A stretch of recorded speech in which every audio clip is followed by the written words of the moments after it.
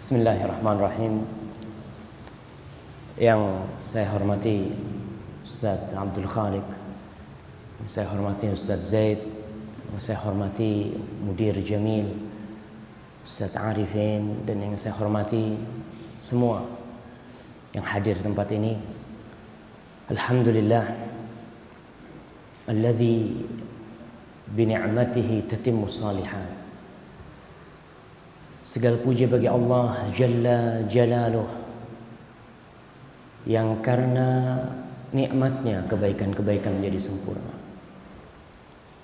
yang karena rahmatnya niat-niat baik hamba dapat terlaksana. Kita bisa sampai ke tempat ini, kita bisa duduk bersama di sini, itu murni karena rahmat Allah kepada kita. Allah lah yang menggerakkan hati kita sehingga kaki kita melangkah ke rumah Allah ini. Maka tentunya hanya Allah yang pantas untuk dipuja dan dipuji. Allahumma salli wa sallim wa zid wa barik wa an'im ala abdika wa rasulika habibina wa syafi'ina Muhammad.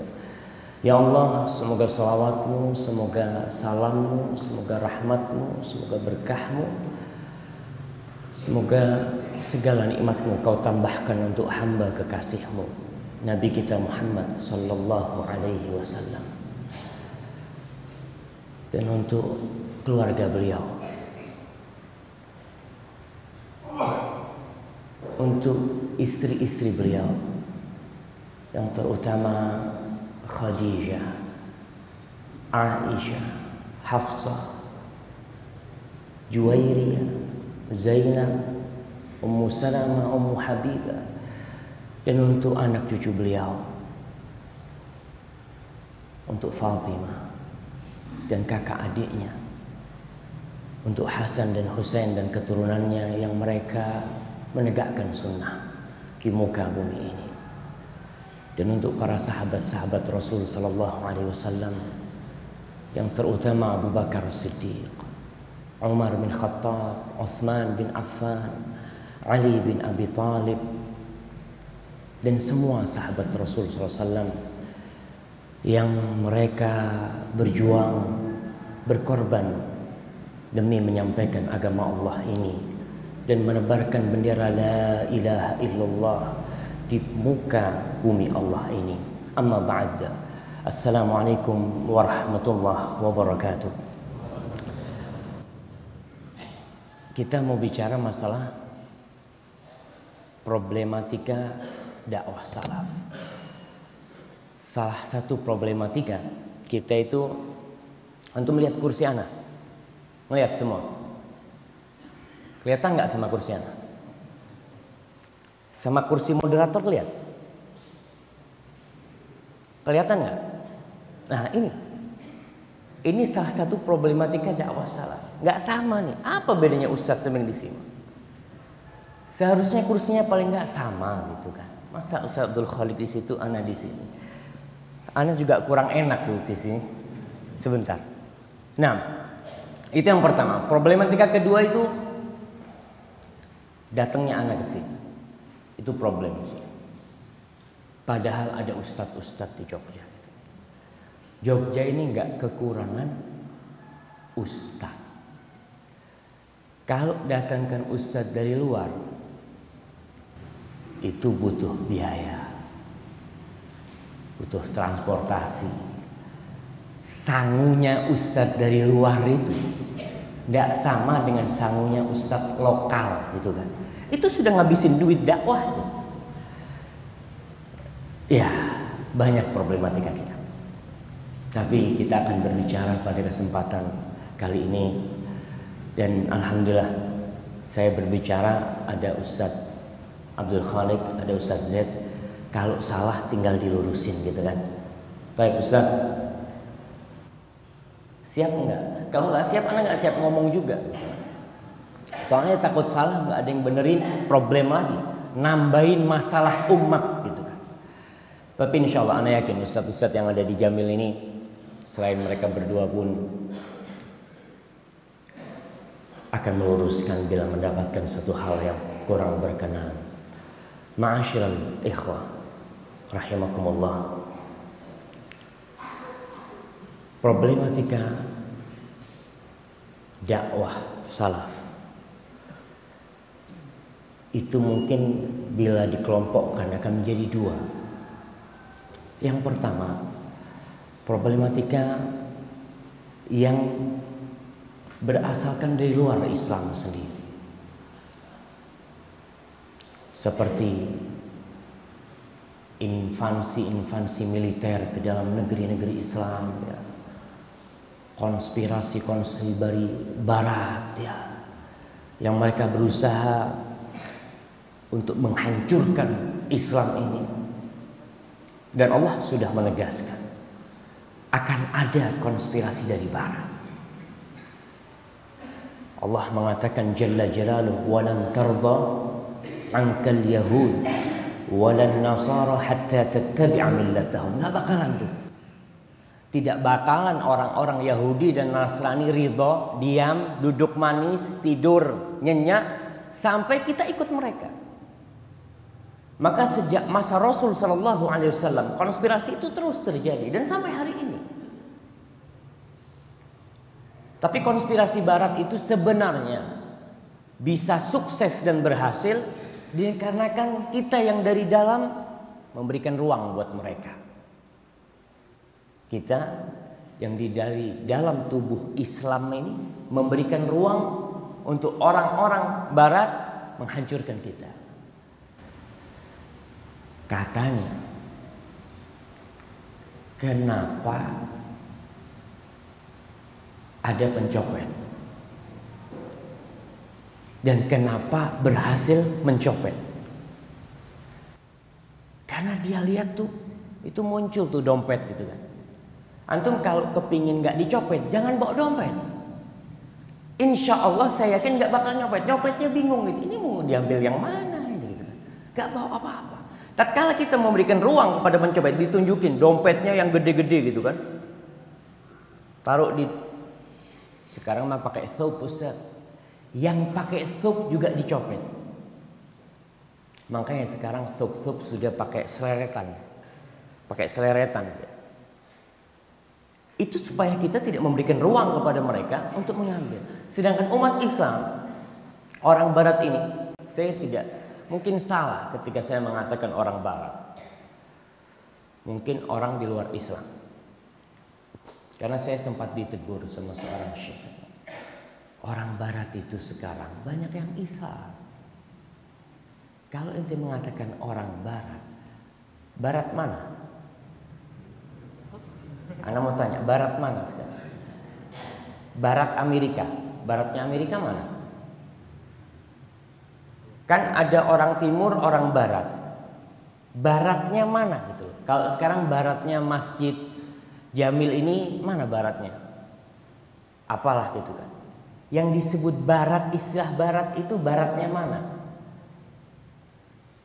Kalau baratnya kita, itu Mekah. Jazirah Arab itu barat. Ketika kita ngomong orang barat berarti orang Mekah. Iya, itu barat Indonesia. Jadi dimaksud baratnya mana? Baratnya Mekah. Baratnya kota Mekah Al-Mukarramah. Baratnya Jazirah Arab sana. Yang mereka menyebut kita Timur Tengah. Orang-orang barat menyebut orang-orang Islam ini biasanya orang-orang asyarqiyun, orang-orang timur. Makanya kita menyebut mereka orang barat. Mungkin bahasanya saya tidak akan mengatakan orang barat ya. Ustaz, apa yang enak bahasanya Ustaz? Hah? Supaya nggak salah ngomong Ustaznya ini. Orang, ada yang usul di sini? Orang non-Islam lah ya. Orang non-Islam yang di barat mungkin. Dan yang di timur juga ada gitu. Orang non-Islam itu berusaha untuk menghancurkan Islam. Itu dari dulu. Belanda datang ke Indonesia. Setelah runtuhnya Andalusia. Ketika Spanyol itu hilang. Tahun berapa Spanyol hilang jamaah? Ana mau kasih hadiah. Fadhal. Tahu yang namanya Andalusia itu? Mana Andalusia? Spanyol sama Portugal. Spanyol sama Portugal itu sempat menjadi negeri Islam. Oke, kalau pertanyaannya tahun berapa runtuh, nggak ada yang tahu. Tahun berapa Islam masuk Eropa? Mosok orang ngerti apa? Tawabuk semua Ustaz. Itu SD, anak SD Jamil ini tahu semua Ustaz. Nah, nggak apa-apa. Yang bisa jawablah kita kasih hadiah. Anak kayaknya mau minum dulu jamaah. Bismillah. Ini termasuk problematika dakwah. Ustaz kalau ceramah harus minum dulu. Bismillah.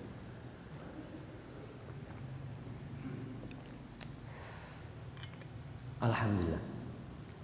Islam itu masuk ke Andalusia kira-kira tahun 92 Hijriah. 92 Hijriah Islam itu sudah sampai ke daratan Eropa. Ana mau tanya, antum boleh tanya.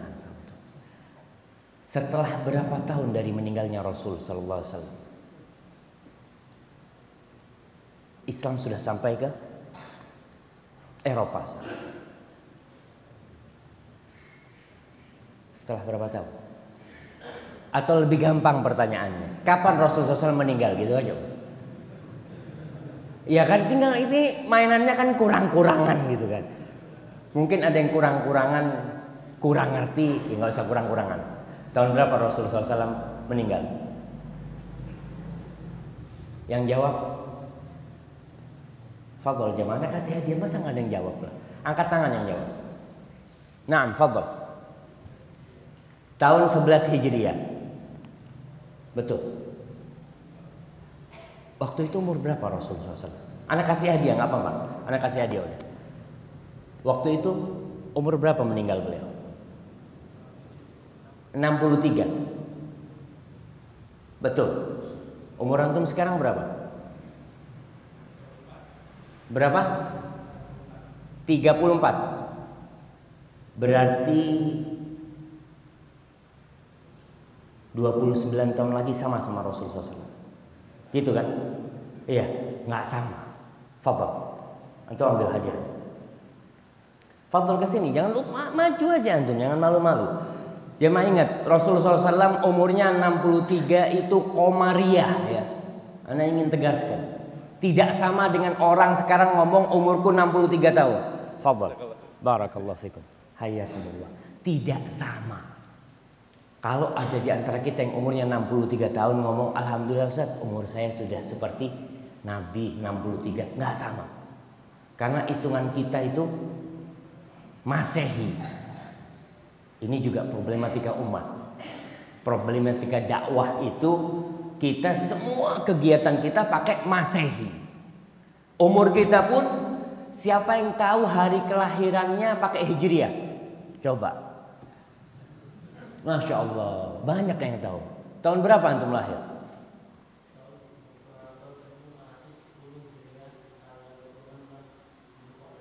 (26 Dzulqa'dah). Sejak kapan antum tahu itu? 3 tahun yang lalu. Masya Allah, barakallahu fikum. Fadhal, itu ambil hadiahnya. Nah, Fadhal Habibi. Ya, ternyata alhamdulillah di sini ada yang tahu dengan tanggal kelahirannya secara hijriah dan Rasulullah SAW. Fadhal Habibina. Barakallahu fikum. Wa iyyakum habibi. Oke, kita kembali kepada bagaimana konspirasi barat terhadap Islam terjadi. Islam masuk ke Andalusia pada tahun 92 Hijriah. Kira-kira 81 tahun. Maaf, bukan 92, 93 insya Allah. 93 Hijriah. Jadi 82 tahun setelah wafatnya Rasulullah SAW, Islam sudah sampai ke Eropa. Tapi Islam hilang dari Eropa. Hilang. Saya katakan hilang. Karena memang hilang. Pada tahun 897 Hijriah. Itu hilang Islam dari sana. Kira-kira Islam berada di Eropa 800 tahun lebih, jamaah. Hilang. Tahu dengan yang namanya Asy-Syatibi, pengarang kitab Al-I'tisam, Ibnu Hazm Al-Andalusi. Cari itu, di mana sekolah-sekolahnya tempat Ibnu Hazm sekolah dulu. Mana bekas-bekas muridnya Ibnu Hazm? Nggak ada, hilang sama sekali karena mereka dibantai ketika itu. Kemudian terjadinya pembantaian itu dikarenakan ada ruang di dalam Islam sendiri. Itu berpecah belahnya umat Islam pada waktu itu dan mereka sibuk dengan dunia. Ketika runtuh Islam dari Andalusia, maka mulailah penjajahan itu terjadi. Belanda dapat bagian Indonesia. Selama 350 tahun kita dijajah Belanda pada waktu itu. Itu usaha dari orang-orang di luar Islam untuk menghancurkan Islam. Insya Allah kita semua sudah paham tentang hal itu. Tapi ternyata ada problematika dari dalam tubuh umat Islam kita sendiri. Ini mungkin yang perlu kita pelajari. Karena dengan itu kita bisa memperbaiki. Kalau yang di luar, insya Allah tidak dapat masuk kalau kita tutup pintunya. Syaitan itu kata Rasul SAW tidak membuka pintu yang tertutup, nggak buka. Kita baca Bismillah, tutup, insya Allah nggak bakal. Tapi kalau kita buka pintu kita lebar-lebar, maka yang namanya syaitan akan masuk dan merajalela di rumah kita sendiri. Dan itu realita yang ada. Adapun problematika yang ada di dalam tubuh umat Islam itu pun sangat beragam sekali. Yang paling, bukan yang paling besar, yang mungkin menjadi problematika yang sekarang kita rasakan di dakwah salaf itu sendiri, adanya taklid, fanatisme, dan ghulu. Taklid, fanatisme, dan ghulu. Awalnya taklid. Taklid itu para ulama menjelaskan dia itu termasuk penyakit yang paling buruk, yang paling menghancurkan. Ketika orang ikut-ikutan tanpa punya ilmu, padahal dakwah salaf ini mengajak kepada ilmu. Bab yang senantiasa kita kaji, yang insya Allah semuanya hafal itu bab. Babun al-ilmu qabla al-qawli wal amal. Itu bab ma'ruf. Tapi ternyata ada di antara kita yang itu tidak diamalkan. Dia hanya ikut di belakang, jadi ekor. Secara umum, taklid itu boleh buat orang awam, ya. Buat seorang umpamanya tukang becak yang nggak pernah ngaji, ya dia ikut ulamanya karena nggak bisa dia ngaji mungkin. Tapi orang yang ngaji yang bertaklid ini yang bermasalah. Dan taklidnya itu bukan dalam masalah agama, dalam masalah membela ustadznya. Ikut apa yang dikatakan ustadz sudah benar. Ente ngaji sama siapa? Sama ustadz fulan. Oh, ente sama anak. Sama ustadznya gitu kan. Ente ngaji sama siapa? Sama ustadz Z. Assalamualaikum. Gak ketemu lagi anak sama ente. Itu yang terjadi. Ikut-ikutan. Ta'assub.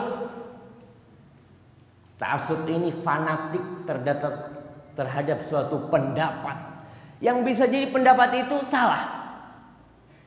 Bisa jadi pendapat itu salah karena nggak ada dalilnya. Sekedar ijtihad. Yang namanya orang ijtihad itu bisa salah, bisa benar. Tapi karena kita sudah keburu taklid, kemudian kita fanatik, akhirnya umat ini jadi kacau. Tambah lagi yang ketiga, ghulu, berlebih-lebihan dalam beragama ini.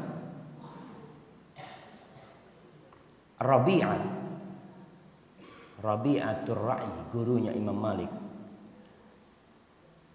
Sufyan ibn Uyainah rahimahullah berkata, ittaja'a Rabi'ah muqanna'an atau muqanni'an ra'sahu atau muqanna'an ra'suhu.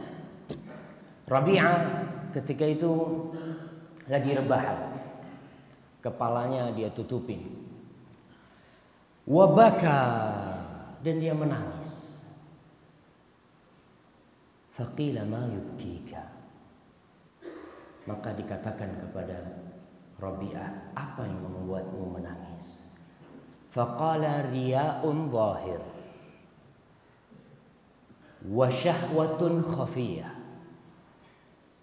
Yang pertama riya, yang nampak jelas,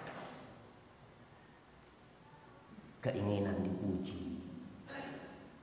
Kita bicara ulama ini ulama berkata itu. Nampak sekali keinginan-keinginan untuk disanjung, untuk dihormati. Wa syahwatun khafiyah, syahwat yang tersembunyi, yang mungkin gak ada orang yang tahu, tapi itu syahwat ada, membuat diri seorang alim menginginkan hal-hal yang seharusnya tidak dia inginkan. Yang ketiga, wan nasu 'inda ulama'ihim kasibyan fi hujuri ummahatihim. Dan orang-orang itu di sisi ulamanya seperti bayi di pangkuan ibunya. Manahauhum anhu intahu. Apa kata ustadznya? Yang dilarang, nggak boleh. Ente mulai besok jangan belanja sama fulan. Siap. Wa ma amaruhum i'tamaru. Dan apa yang diperintahkan oleh ustadznya mereka laksanakan. Ma'asyiral muslimin rahimakumullah. Ini problem. Dan kalau kita ingat bagaimana jawaban orang-orang kafir ketika diajak kepada Islam, ketika diajak kepada kebenaran, apa jawaban mereka?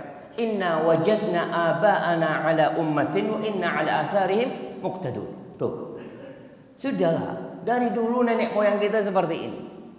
Maka kita akan terus seperti ini. Maka susah memperbaiki orang yang seperti ini. Dan alhamdulillah kita ini tidak ada taklid dan fanatik terhadap kiai. Ada nggak? Di dakwah salaf ini ada nggak fanatisme terhadap kiai? Ada? Nggak ada. Karena kita nggak punya kiai. Iya, kita kan selalu ngomong, oh itu orang-orang fanatik sama kiainya. Mereka fanatik sama kiai. Antum gimana? Anak nggak fanatik sama kiai, karena nggak punya kiai memang. Fanatiknya kepada siapa? Ustadz fulan, masya Allah. Anak kalau ngaji sama beliau, apa yang dia sampaikan, anak jalankan semuanya. Subhanallah. Ini akhirnya yang dikatakan Rabi'atul Ra'i. Ini di zamannya Rabi'ah pada abad, ya kira-kira abad kedua Hijriah. Di zamannya Rabi'ah seperti itu. Orang-orang itu sudah ada fenomena taklid. Kemudian taklid ini menjadi fanatik dan fanatik jadi hulu. Hulunya kalau di masa itu ketika muncul madhab-madhab Islam, madhab Syafi'i, madhab Hambali, madhab yang pertama madhab apa? Madhab Hanafi. Kemudian muncul Maliki, kemudian muncul Syafi'i, kemudian muncul Hambali. Mereka itu pada awalnya nggak fanatik.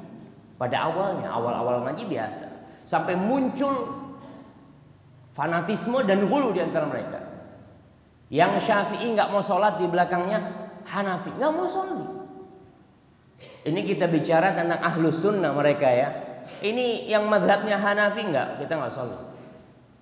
Sama yang madhabnya Hambali enggak sholat. Hanafi enggak mau mengawinkan, orang yang madhabnya Hanafi tidak mau mengawinkan anaknya kepada yang madhabnya Syafi'i. Sampai seperti itu dulu. Sekarang ada enggak yang seperti itu? Enggak ada, lebih parah lagi sekarang. Lebih parah lagi dari itu. Ente ngaji di Jamilur Rahman, afwan. Anak-anak ini nggak boleh menikah dengan yang ngaji di Jamilur Rahman. Masya Allah gitu kan. Sampai seperti itu problematikanya gitu. Bukan masalah madhabnya Syafi'i atau Hanafi, enggak, ustadznya. Beda ustadznya aja. Kalau ente ngaji sama ustadz anak kawinkan anak. Dan itu terjadi. Entah mungkin anak salah, tapi itu realita yang kita lihat di masyarakat kita. Untuk masalah-masalah yang pada hakikatnya bukan masalah prinsip. Maka di sini kita membutuhkan untuk belajar lagi. Gak taklid. Tidak ikut-ikutan. Belajar mana yang hak, mana yang benar. Kalau yang kita terima buat kita benar, kemudian ada orang yang menyampaikan kepada kita sesuatu dengan dalil yang sahih, yang bisa diterima, ya kita harus terima hal itu. Ini masalah dari dalam tubuh kita yang ngaji. Yang nggak ngaji urusannya, ya urusan mereka. Yang ngaji jamaah berapa banyak di Indonesia? Saya mau tanya, yang sudah ngaji salaf ini ada 20 juta? 30? Nggak nyampe, 40-an kira-kira. Jumlah umat Islam ini, jumlah umat Islam di Indonesia ini kira-kira 200 jutaan. Dan yang sudah ngaji berapa? Maka tolong dilihat.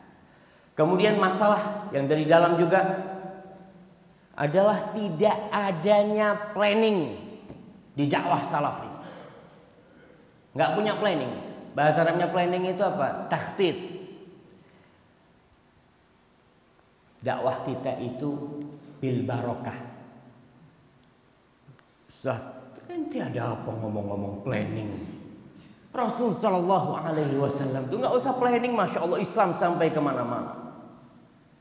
Nggak perlu kita dirikan yayasan namanya untuk membuat satu dakwah ini supaya lebih berkembang. Nggak perlu, Bismillah sudah. Yang penting niatnya. Dan dia lupa bahwa ternyata planning itu diperintahkan oleh Allah Jalla Jalaluhu. Dan Rasul Sallallahu Alaihi Wasallam menjalankan dakwahnya dengan planning. Yang pertama dengan bimbingan ilahi tentunya, dan dengan cara-cara yang beliau lakukan demi untuk sampainya dakwah ini.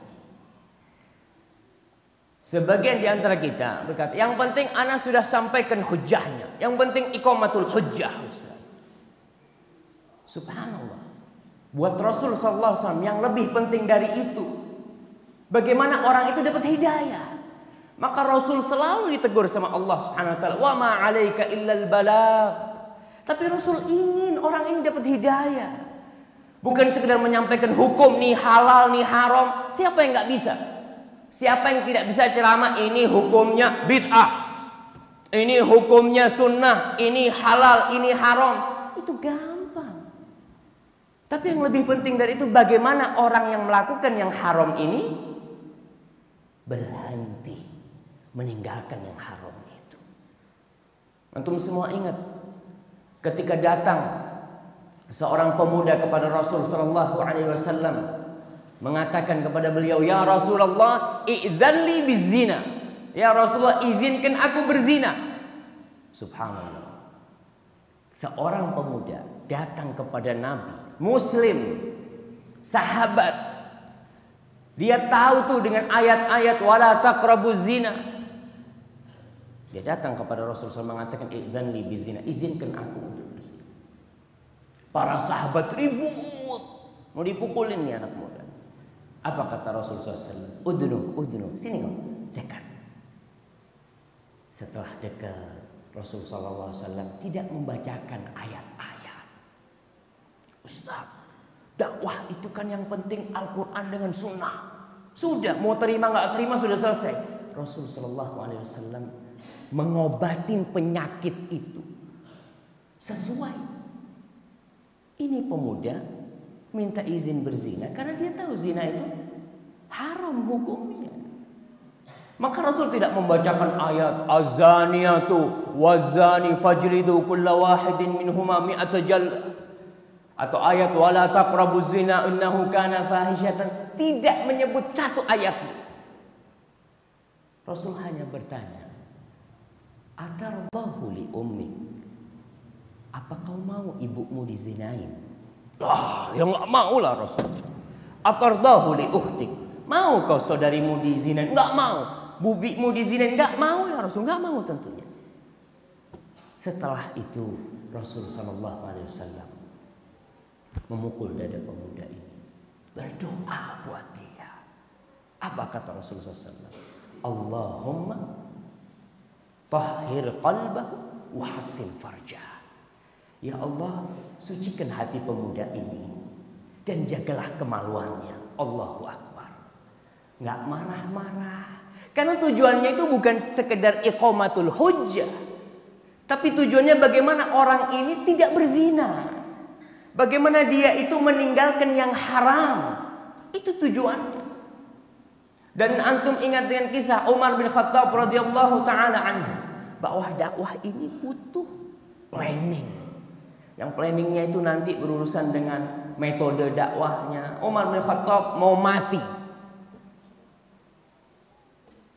di atas tempat tidur setelah ditikam oleh Abu Lu'lu' al-Majusi. Orang-orang pada datang bertakziah kepada Umar. Salah satunya seorang pemuda, dia memuji Umar. Hakamta fa'adalta, kata dia. Salah satunya dia mengatakan, kau telah menjadi hakim dan kau adil ketika menghukumi. Selesai itu pergi pemuda ini. Dilihat oleh Umar bin Khattab, bajunya itu menyeret. Apa kata Umar bin Khattab? Rudda alayya syab, atau rudda alayya al-ghulam. Kembalikan tuh pemuda tadi, kembalikan. Panggil dia. Umar tidak manggil dari jauh-jauh mengatakan, tuh haram tuh isbal. Enggak, dipanggil. Setelah datang baru diomongin sama Umar. Antum lihat bagaimana Umar yang tegas, yang keras katanya dengan kebenaran, ketika dia berdakwah mengingkari kemungkaran. Umar hanya mengatakan, irfa thawba, kau angkat pakaianmu ini, kau angkat. Fa innahu atqa li rabbi, karena itu lebih bertakwa kepada Rabbmu. Menunjukkan ketakwaan kepada Allah kau mengangkat pakaianmu. Wa anqa li thawbi, setelah berbicara tentang urusan akhirat, Umar berbicara tentang urusan dunia. Itu lebih bersih buat pakaian. Umar tidak mengatakan ma tahtal ka'baini fa finnar. Masya Allah. Itu dalil yang kita sampaikan. Tapi tujuannya kan orang ini bagaimana dia meninggalkan itu. Itu dakwah, butuh planning. Ayat-ayat Quran kita sampaikan. Sunnah-sunnah Rasul sallallahu alaihi wasallam kita tebarkan agar orang cinta kepada sunnah. Kita berkata, dakwah Rasul sallallahu alaihi wasallam itu pakai metode, pakai planning juga dakwahnya, perencanaan yang matang. Siapa yang hafal ayat di dalam Al-Qur'an berkaitan dengan planning ini? Ana kasih hadiah. Ini kan ma'had tahfidz ya.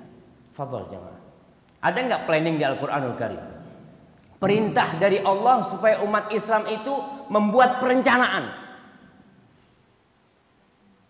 Nah, fadhal.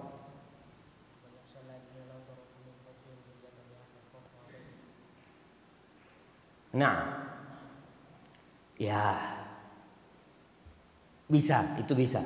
Tapi ada yang perintah langsung dari Allah Subhanahu wa taala. Perintah. Jadi lafadznya itu perintah. Fi'il amr. Ya Allah jamaah. Fadhal. Wa tazawwadu fa inna khairaz zadi taqwa. Itu mau berangkat haji gitu kan. Ya, harus bawa bekal. Tapi planning sekarang. Nah, fadhal. Wa a'iddu lahum. Masya Allah, barakallahu fikum. Fadhal ya habibi. Nah, fadhal antum. Wa a'iddu lahum mastata'tum min quwwatin Wa mir ribatil khair turhibuna bihi aduwallahi wa aduwakum. Nah, fadhal.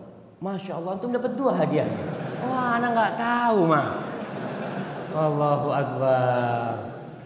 Antum bagi-bagi nanti itu ya. Nah, wa'idul lahum mastata'tum, persiapkan tuh untuk menghadapi mereka apa saja dari kekuatan. Kalian persiapkan. Para ulama mufassirin menjelaskan, Al-Alusi dia bercerita bahwasanya ayat ini turun setelah perang Badar. Umat Islam ketika perang Badar itu nggak persiapan. Mereka berangkat ke medan perang Badar bukan untuk perang. Mereka berangkat untuk mencegat kafilah dagang orang-orang kafir Quraisy. Sampai di sana yang terjadi perang ternyata. Dan menang. Al-Alusi menjelaskan, Allah ingin mengingatkan kepada umat bahwasanya tidak semua kemenangan itu dihasilkan dengan tiba-tiba seperti itu. Harus ada persiapan. Karena takut umat Islam, ya udah kita waktu perang Badar aja menang, nggak persiapan gitu kan. Berarti perang yang lain nggak usah persiapan gitu. Allah perintahkan untuk bersiap-siap. Dan pada hakikatnya dakwah itu pun perang sebenarnya. Karena ada orang-orang yang juga membuat planning untuk dakwah mereka. Mereka juga berdakwah. Setan itu berdakwah dan kita pun berdakwah. Maka bagaimana supaya dakwah kita ini berhasil? Para jamaah, umat Islam itu menurut pernyataan seorang panglima perangnya Israel yang bernama Moses Dayan. Antum melihat ini panglima perangnya Israel ketika menghancurkan negeri-negeri Islam di Arab itu. Musa Dayan ini dia terkenal dengan si mata satu. Dia pernah ditanya di sebuah wawancara. Dia ditanya pertanyaan ini mengatakan, kenapa engkau wahai Musa membuat strategi perangnya itu menghadapi orang Arab ini? Pada tahun 1967 strateginya itu sama dengan perang 1956. Sama strateginya. Ini kan gak benar kau membuat planning seperti itu. Apa kata Musa Dayan? Dia mengatakan, wa ayu aibin fi hadza au khata, kata dia. Apa salahnya aku menggunakan strategi yang sama? Tahun 56, tahun 67 sama, apa salahnya? Katanya Musa bin, innal Arab ya sayyidi, innal Arab ya sayyidi la yaqra'un. Kata Musa bin itu orang-orang Arab, maksudnya orang Islam, enggak baca mereka itu. Wa idza qara'u la yufakkirun, kalaupun baca enggak mikir. Wala ya'malun, dan mereka tidak mengamalkan juga. Maksud dari perkataan Musa Dayan ini, orang-orang Barat membuat planning-planning, orang Islam enggak. Yang mereka tetap aja seperti itu. Sehingga habis Palestina benar-benar dikuasain oleh Israel pada waktu itu. Dikuasain oleh mereka. Karena mereka punya planning yang jelas. Dan dakwah Harakatut Tansir, kristenisasi di Indonesia itu tertata rapi. Mereka itu mengatakan kita harus menguasai pemerintahan umpamanya. Kita harus punya orang-orang besar di militer. Mereka masuk, mereka bikin planning itu. Mereka ingin dokter-dokter itu kalau bisa 70% Nasoro, Kristen. Kalau bisa suster-suster itu Kristen. Mereka punya planning KB umpamanya. Orang Islam itu harus dipaksa untuk KB. Dan mereka lakukan hal itu. Sampai saat ini. Itu planning mereka ternyata berhasil. Berhasil di negeri kita. Sedangkan dakwah kita ini bil barokah katanya. Yang penting jalan. Coba kita harus berpikir mulai sekarang ini. Para ustaz harus memikirkan, apakah dakwah kita ini punya peta yang jelas atau enggak? Yayasan-yayasan Islam harus berpikir lagi membuat peta dakwah. Kadangkala kita ini sibuk dakwah di satu tempat. Wah, Masya Allah. Padahal di sebelahnya ini sudah semuanya hampir keluar dari Islam. Nggak tahu kita. Karena kita nggak punya peta dakwah. Di mana kita harus ngirim dai? Sekarang kalau mau mendatangkan ustadz, itu butuh biaya besar. Padahal banyak daerah-daerah terpencil yang butuh ustadz di sana.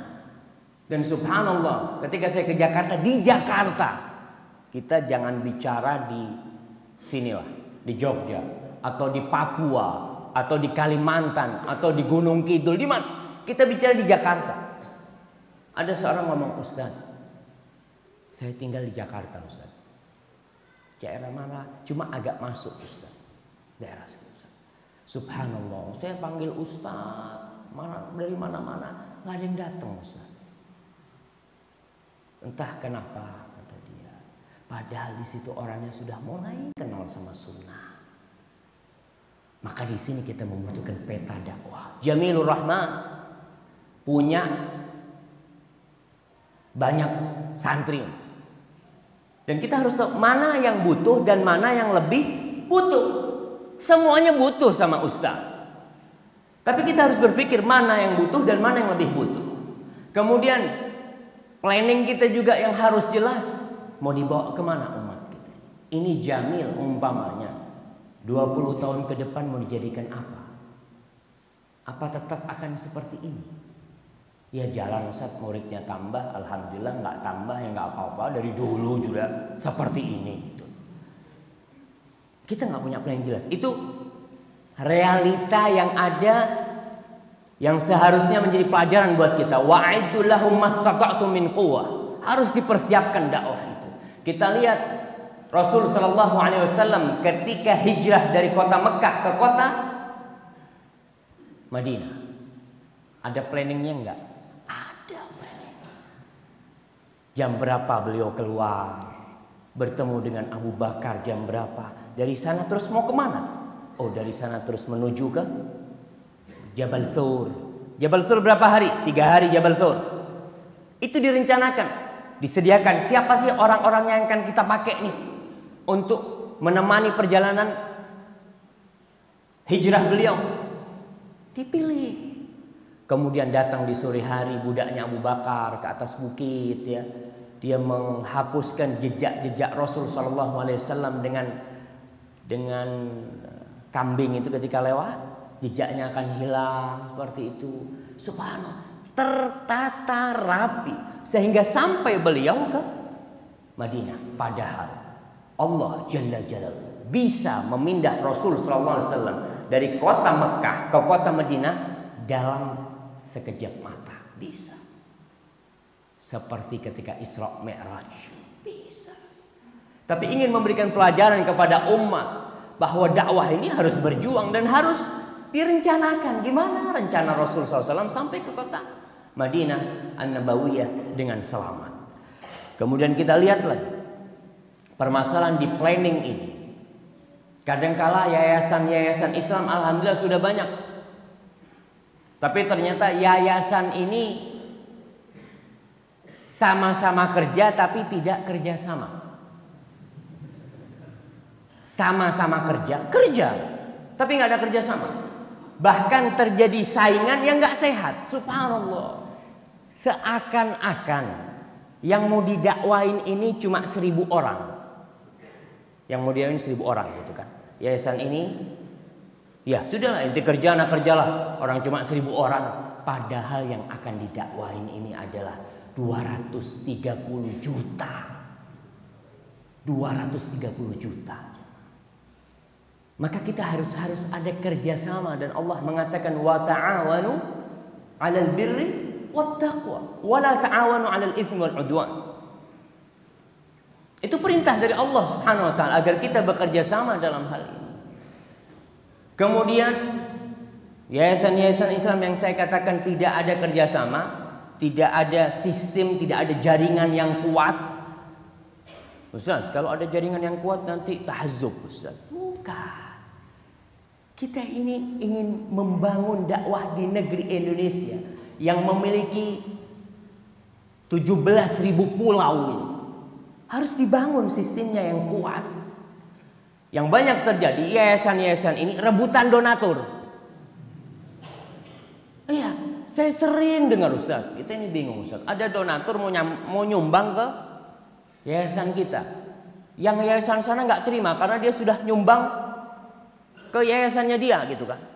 Subhanallah. Dia berpikir yang harus disumbang cuma aku nih, yang lainnya nggak perlu. Nggak ada tuh yang namanya wa yu'thiruna ala anfusihim walau kana bihim khasasa. Dia lebih butuh. Seharusnya oh ya bismillah. Kalau bisa sumbangan di sini, masjid sini, oh alhamdulillah. Oh, kita kirim ke sana, masjid sana. Karena masjid sana belum jadi. Kita masjidnya alhamdulillah sudah jadi. Paling nggak sumbangan yang sini ditransfer ke sana. Ada kerjasama yang jelas. Dan itu tetap dari adanya takhtid. Kalau saya mau tanya sekarang, mau tanya sama Ustaz Abdul Khalik, Ustaz, yang hadir di kajian ini Ustaz, dari kampung kita ini berapa banyak Ustaz? Orang kampung Ustaz. Berapa banyak kira-kira Ustaz? Dari orang kampung Ustaz. Hah? Warga sini. Iya, warga sini. Yang bukan ikhwan ya, bukan. Bukan ikhwan. Kira-kira Ustaz. Mana ya? Kira-kira panitianya mana? Ustaz Z lah, Ustaz Z kemarin jadi mudir di sini beliau. Ustaz, dari warga sini berapa yang hadir Ustaz?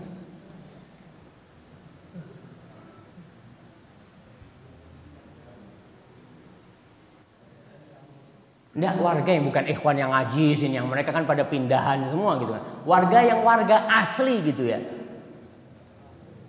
Gimana? Enggak banyak. Enggak tahu. Yang dari warga sini bisa angkat tangan? Kok enggak ada Ustaz?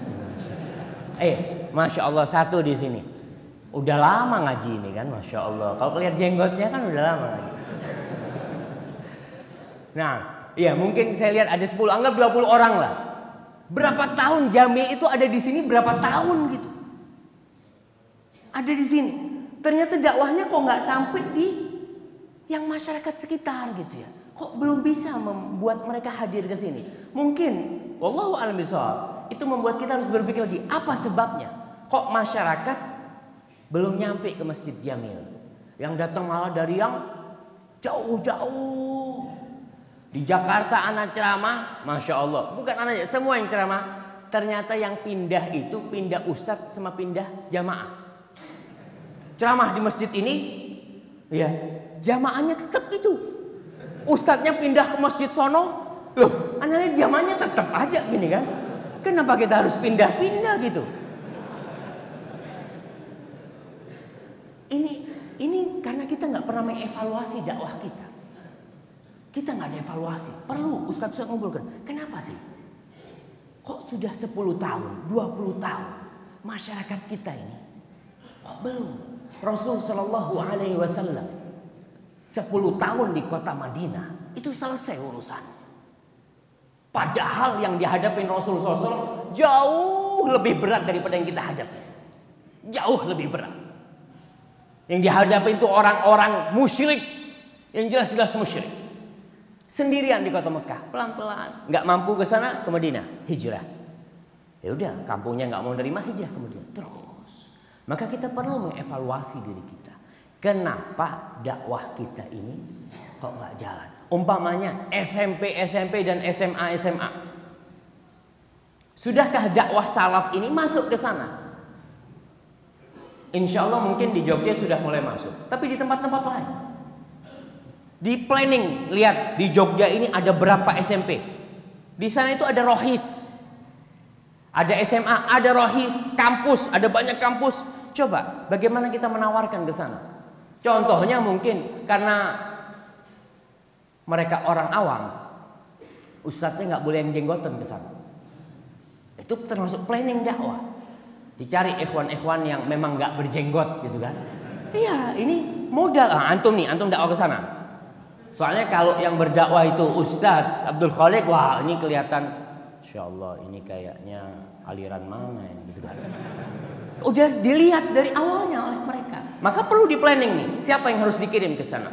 Rasul sallallahu alaihi wasallam ketika Hudaybiyah, perjanjian Hudaybiyah, ketika mau mengadakan kesepakatan dengan orang-orang kafir Quraisy, yang dikirim bukan Abu Bakar As-Siddiq, yang dikirim bukan Umar bin Khattab, tapi dipilih siapa yang cocok untuk urusan ini.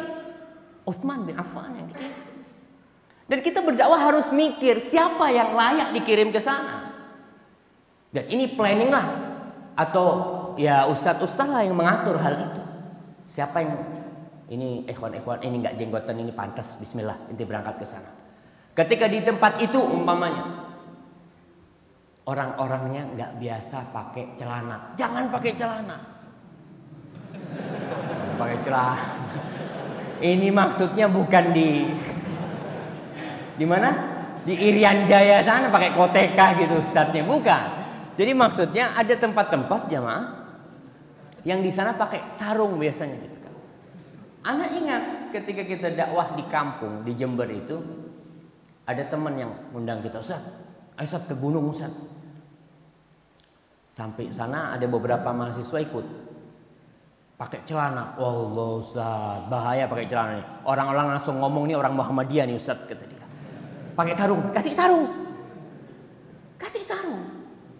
Karena masyarakat melihat dari awal melihat aja sudah, oh ini gayanya sudah orang Muhammadiyah kan gitu kan, orang-orang kampung biasanya seperti itu. Maka perlu metode ini dijelaskan.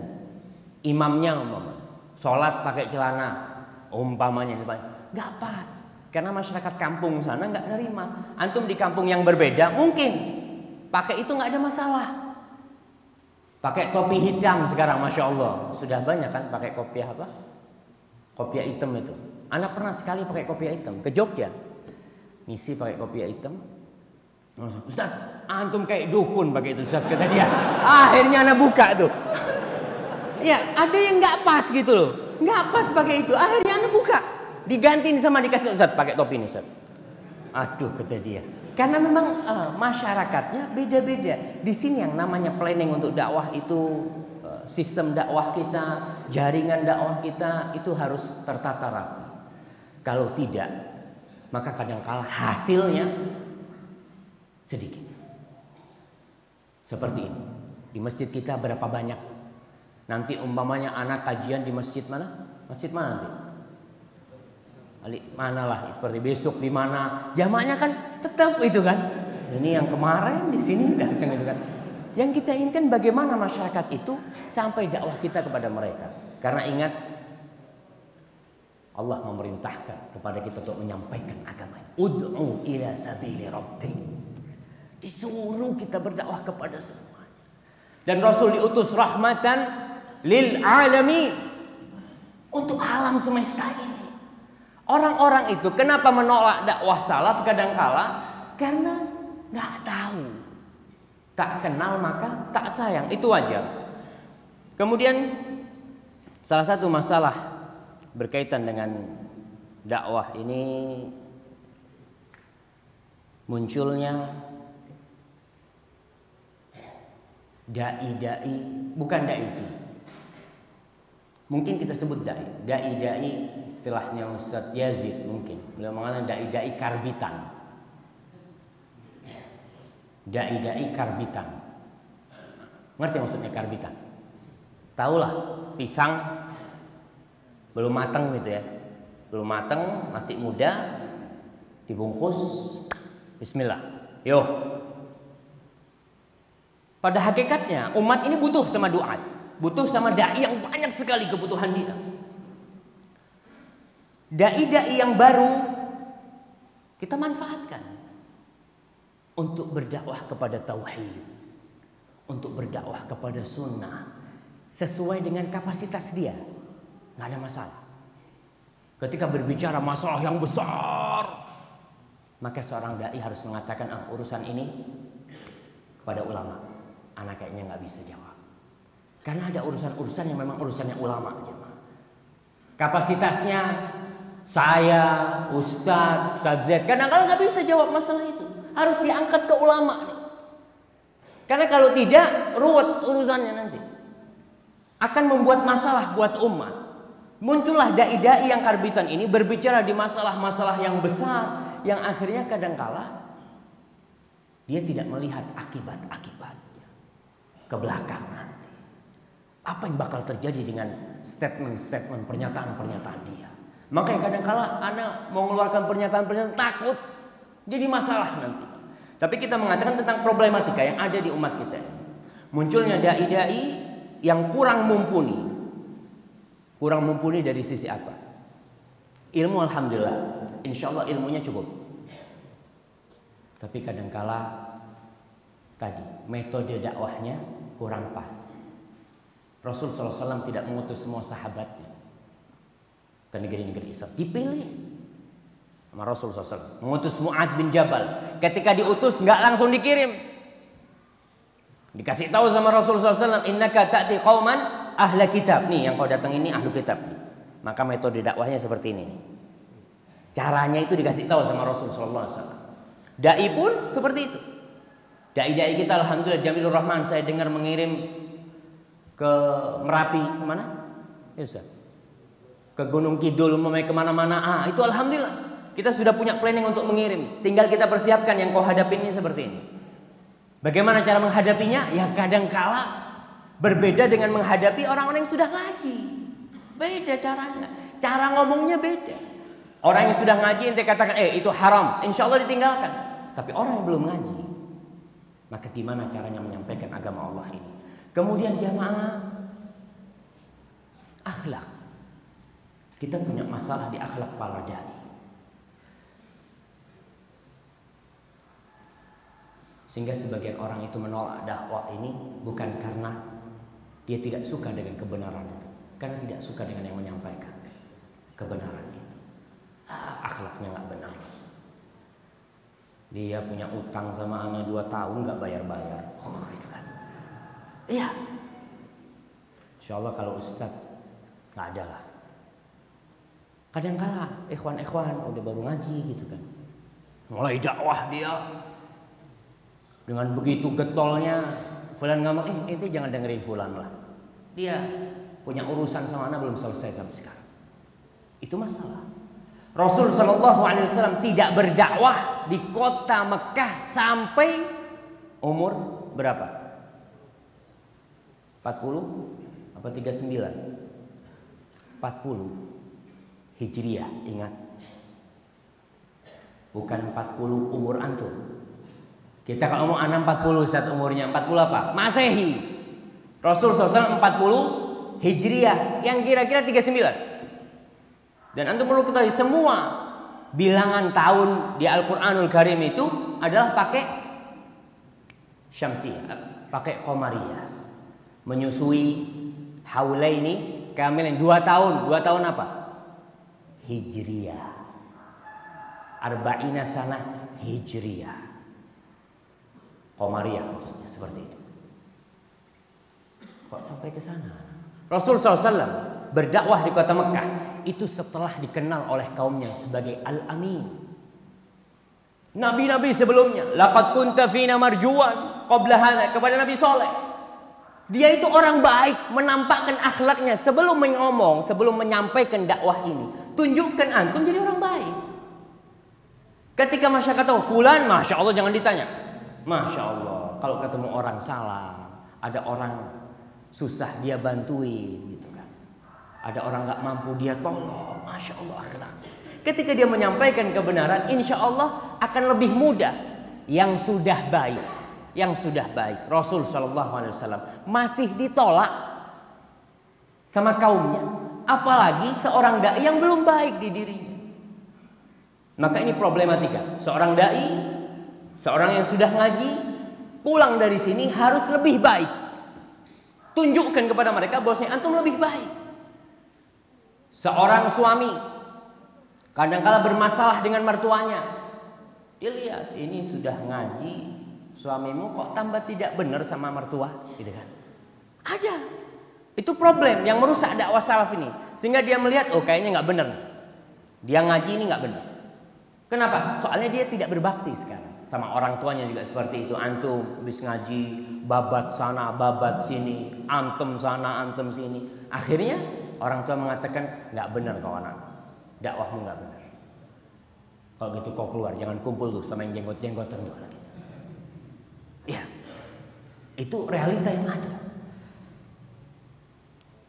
Kemudian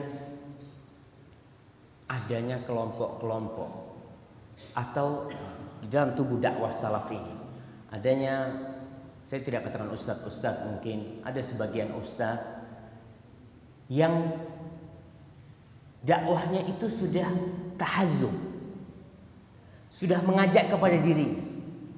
Allah mengatakan ud'u ilallah, dia mendakwah, dia berdakwah menyuruh orang agar seperti dia.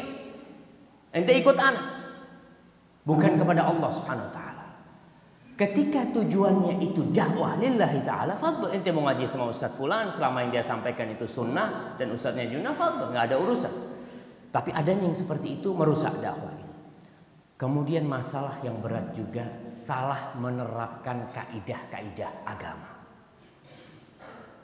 Khususnya mungkin saya ingin katakan dalam masalah bid'ah, mentabdi orang. Ini menjadi satu problematika di dalam tubuh dakwah salaf sendiri, bukan dakwah se-Indonesia, dakwah se-Jogja aja. Itu kadang-kala sudah ribut antara dakwah salaf gara-gara kaidah ini nggak benar. Seakan-akan kullu bid'atin dhalalah itu satu tingkatan. Ya Ustaz, yang besar yang kecil dhalalah. Betul. Yang besar yang kecil dhalalah. Tapi para ulama menjelaskan tingkatannya beda-beda tuh bid'ah. Dan cara al-Imam, saya tidak akan membahas masalah ini. Antum bisa kaji lagi nanti di kitab Al-I'tisam. Al-I'tisam, al-Imam Asy-Syatibi di sana menjelaskan bahwasanya itsmul mubtadi'in laisa ala rutbatin wahidah. Tuh dosanya orang-orang ahlul bid'ah itu tidak satu tingkat. Sebagaimana kemaksiatan itu tidak satu tingkat. Ada yang shaghira, ya, ada yang kabira. Tingkatannya beda-beda. Kemudian disebutkan oleh Al-Imam Asy-Syatibi, perbedaan orang-orang yang melakukan bid'ah itu. Ada yang dia sembunyi-sembunyi, ada yang terang-terangan, ada yang dia mendakwahkan kepada bid'ahnya, ada yang enggak. Nggak pernah dia mendakwahkan kepada bid'ahnya. Orang dia juga nggak ngerti kalau itu bid'ah. Dia itu nggak tahu kalau itu bid'ah. Dia mengamalkannya dan dia tidak mendakwahkan. Kemudian ada bid'ah haqiqiyah, ada bid'ah idhafiyah. Jadi bedalah bid'ahnya Jahmiyah atau bid'ahnya Qadariyah, bid'ahnya Khawarij dengan bid'ahnya orang yang zikir bersama setelah sholat. Apa sama? Nggak sama. Dan cara menyikapinya beda-beda. Ini disebutkan Imam Syatibi secara lengkap di dalam kitab. Ada bid'ah yang mukaffirah, ada yang bid'ah tidak sampai ke tingkatan kufur, ada yang bid'ah dilihat dari sisi dia itu jelas-jelas bid'ah atau masih bisa jadi sunnah. Beda lagi para ulama melihatnya. Karena menurut antum bid'ah, menurut fulan enggak. Menurut ana sunnah. Seperti contoh lah, masalah sholat tasbih, bid'ah apa sunnah?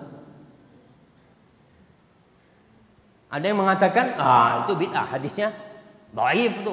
Ada yang mengatakan sunnah tuh, Syekh Albani mensahihkan tuh hadisnya. Ini kan beda menghadapinya. Ini orang, kemudian orang sudah tahu sholat tasbih ini memang ada khilaf gitu kan. Kemudian dia melaksanakan sholat tasbih berjamaah setiap hari umpamanya. Ini beda lagi bagaimana menyikapinya. Dan disinilah tugas para ulama. Kemudian ada juga bid'ah yang orang itu terus-terusan melakukannya, nggak berhenti-berhenti. Ada yang kadang-kadang aja dia melakukannya. Bagaimana menyikapi orang ini? Imam Syatibi mengatakan, "Fanaqulu innal qiyama 'alaihim bit-tathrib aw at-tankil aw at-tard aw al-ib'ad aw al-inkar huwa bihasabi halil bid'ah fi nafsiha." Maka menyikapi mereka orang-orang yang melakukan bid'ah dengan kita marah kepada mereka, atau kita memberikan sanksi kepada mereka, mengusir mereka, menjauhkan mereka, mengingkari mereka, itu sesuai dengan bid'ah itu sendiri. Gimana posisi bid'ah itu sendiri? Min kauniha azimatul mafsadah fid din. Ada yang bahayanya besar, merusak agama. Ada yang tidak sampai seperti itu. Tidak terlalu besar bahaya, tetap yang namanya bid'ah berbahaya. Tapi ada yang bahayanya besar, ada yang bahayanya kecil. Ini seorang dai harus tahu, oh ini tunggu dulu. Ana dakwahnya harus sama yang besar dulu nih. Ada orang nggak tahu tauhid. Orang berbuat syirik. Orang berbuat bid'ah. Apa kita akan mengingkari bid'ahnya, jemaah? Tidak. Ingkari syiriknya dulu nih. Syiriknya dulu. Oh ini, biarlah dia lakukan bid'ah itu, tunggu dulu. Syiriknya dulu. Setelah dia tauhid, buat apa dia sholatnya sunnah kalau ternyata masih berbuat syirik? Nggak ada gunanya. Oh alhamdulillah dia sholatnya sudah sunnah walaupun masih berbuat syirik, Ustaz. Masya Allah. Ini kebalikan tuh. Yang harus dikatakan alhamdulillah Ustaz, dia sudah tauhid walaupun masih ada bid'ah-bid'ahnya. Ini alhamdulillah. Berarti kita akan melangkah ke yang selanjutnya. Maka perlu diperhatikan. Kemudian wa qaunu sahibiha mushtahiran biha aula. Yang melakukan bid'ah ini terkenal atau tidak? Dilihat. Karena menyikapinya beda. Wa da'iyan ilahiya aula. Dia itu mendakwahkan bid'ahnya atau tidak? Mustadhiran bil adba aula. Dia itu banyak pengikutnya atau tidak? Wa kharijan 'anil nas aula. Dia itu bid'ahnya bermakna khuruj kepada jamaatul muslimin atau tidak? Sampai seperti bid'ahnya khawarij umpamanya. Wa kaunu amiliha biha ala jihatil jahal aula. Itu harus ketahui juga. Orangnya itu melakukan karena kebodohan atau karena dia ngerti itu bid'ah, atau karena syubhat yang dia pikir ini sunnah buat dia.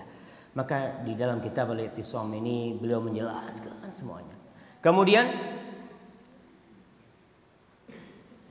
beliau mengatakan wa kullu hadhihi al-aqsam lahu hukmun ijtihadiyun yakhussu. Semua macam ini hukumnya sendiri-sendiri. Idza lam ya'ti syara' fil bid'ah, tidak ada hukum agama itu dalam urusan bid'ah yang seperti hukum mencuri dipotong tangannya, seperti hukum berzina dirajam, itu enggak ada. Maka itu kembali kepada ijtihad para ulama nanti sendiri. Syekh Shalih Fauzan ditanya, Syekh, ini ikhwan-ikhwan pada khilaf tentang ta'rifu al-mubtadi'ah, tentang definisi mubtadi'ah. Katanya Syekh, ya Allah, kalian ini ngajilah yang benar, kata dia. Itu urusan masalah mubtadi'ah yang harus ditahdir, harus ditafsir. Itu urusannya ulama. Maka kita pun ya seperti itu. Untuk masalah-masalah yang rancu kita serahkan ke ulama. Kita dengar pendapat ulama dalam masalah itu, insya Allah kita akan selamat. Kemudian Imam Syafi'i menyebutkan bagaimana ada belasan cara menghadapi orang bid'ah. Ada yang hajar, ya. Yang pertama memberi nasihat, atau dihajar, tidak dikawinkan anak kita, atau dibunuh dia, atau dipenjara, atau dipukul. Itu melihat kondisinya dari satu tempat ke tempat yang berbeda-beda. Dan ini kembali kepada para ulama. Baik, sebelum ana tutup jamaah, karena waktunya sudah jam 6 lewat. Di antara masalah yang besar yang menimpa dakwah salaf ini, adanya penyakit sosial di antara para dai sendiri. Adanya penyakit sosial di antara para dai sendiri, di antara mereka yang membawa bendera-bendera dakwah. Kadangkala perselisihan yang terjadi itu bukan karena mereka tidak faham fiqhul khilaf, bukan karena mereka tidak faham caranya berselisih itu gimana, bukan. Kadangkala masalahnya masalah hati. Ana ingat dengan perkataan Syekh Sulaiman As-Suhaimi, hafizahullah ta'ala. Dia cerita waktu ana di rumah beliau. Dia cerita, Syafiq, ana ini sudah keliling ke negeri-negeri Islam di Afrika yang terutama, kebanyakan dakwah salaf pecah itu 70% kalau boleh ana presentasikan, kata dia, itu fi a'radin dunyawiyah, urusannya dunia. Bukan yang urusannya masalah wah dia melakukan bid'ah, dia melakukan kesalahan. Urusannya kebanyakan urusan dunia. Tapi kesalahan yang kecil tadi gara-gara urusan dunia jadi besar sekali. Maka ini nasihat buat saya dan buat antum semua yang membawa bendera dakwah, bahwa dakwah kita ini lillahi ta'ala. Jangan cari makan lewat dakwah, jangan cari hidup lewat dakwah. Sebagian orang Masya Allah membuat lembaga-lembaga, kemudian dia cari hidup dari sana. Tidak, ribut dengan lembaganya, pecah gara-gara lembaganya, gara-gara urusan dunia. Kalau kita melihat kepada urusan dunia, ini mimbar cukup buat satu orang. Ini mimbar cukup buat satu orang. Kalau ada yang naik, ustadz lain nggak bisa naik. Kalau urusannya dunia. Tapi kalau urusannya akhirat, ada ustadz naik, alhamdulillah sudah ada ustadznya. Alhamdulillah. Tenang anak. Udah banyak nih ustadz-ustadz yang datang yang bantuin kita. Karena urusannya adalah akhirat. Tapi kalau urusannya dunia, sempit nih dunia. Di kampung ini datang ustadz baru. Ini realita.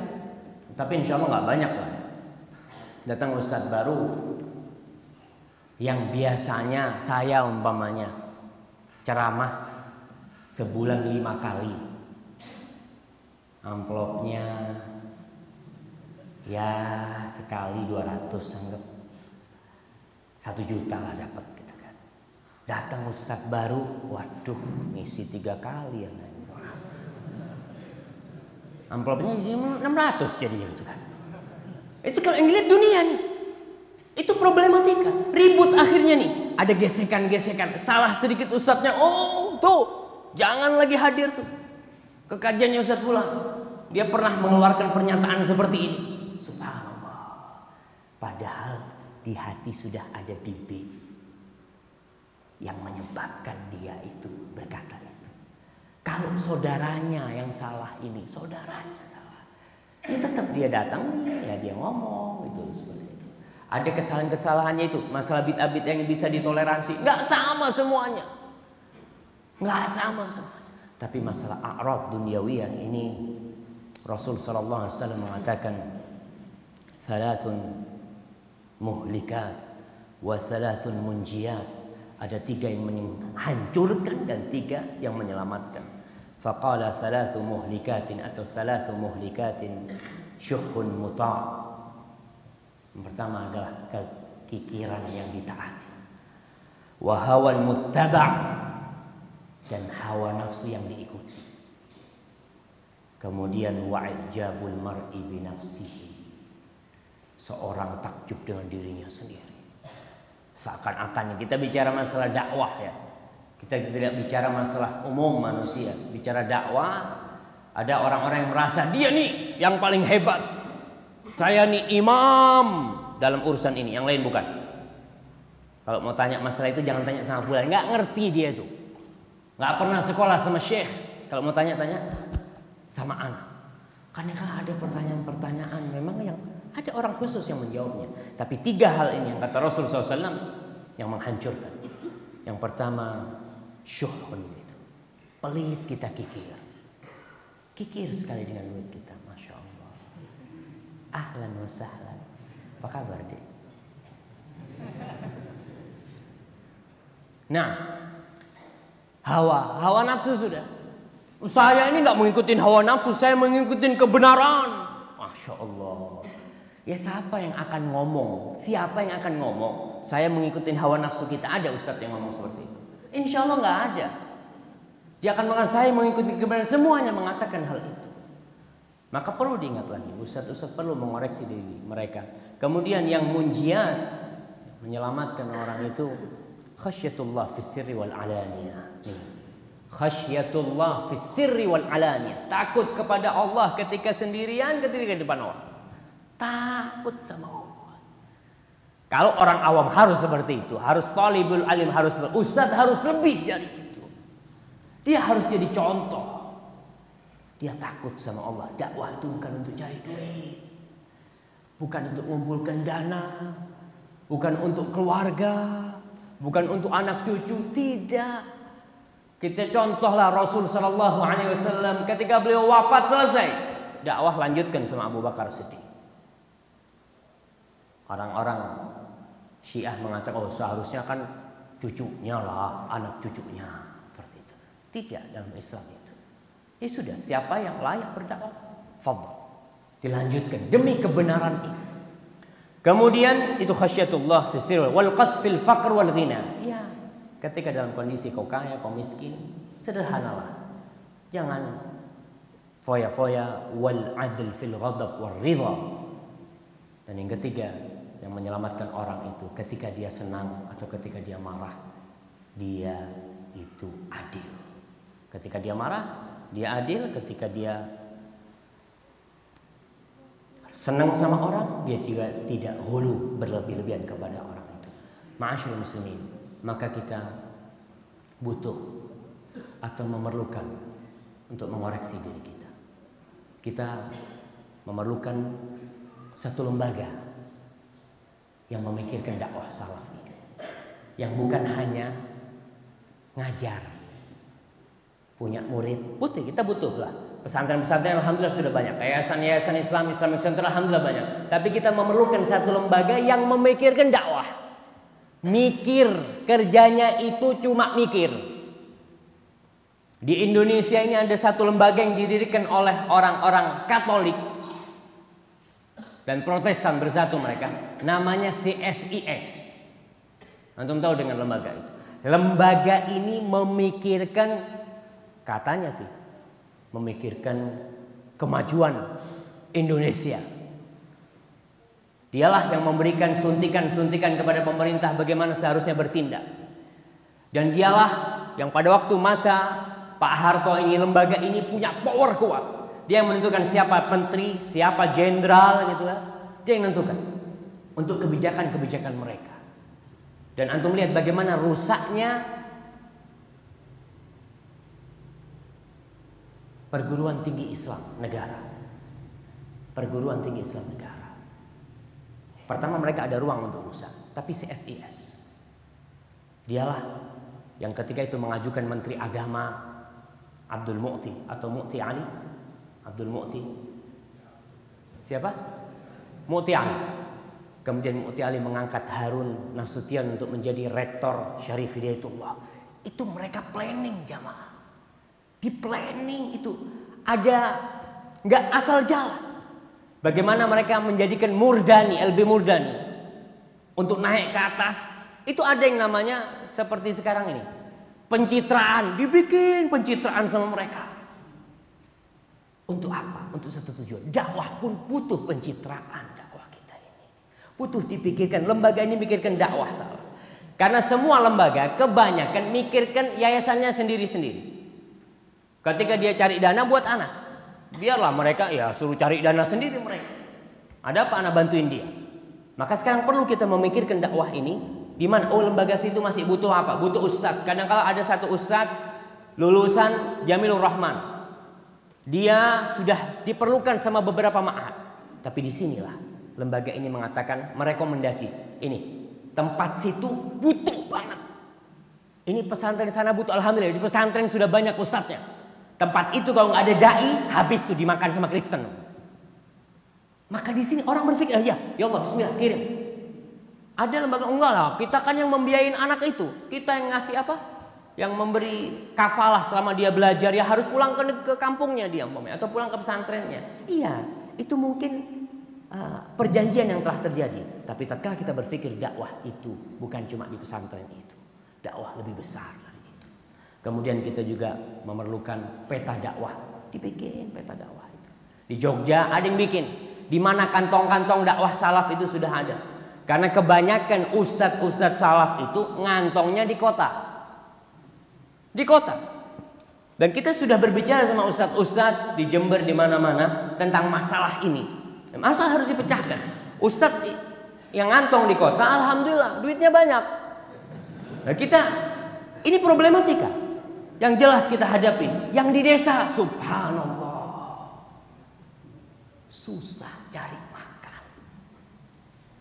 Saya ke Lombok ngobrol sama mudir pesantren. Ustadz, dia cerita, kita punya mahasiswa ini, siswa-siswa yang sekolah di Libya itu nggak mau balik ke kampung.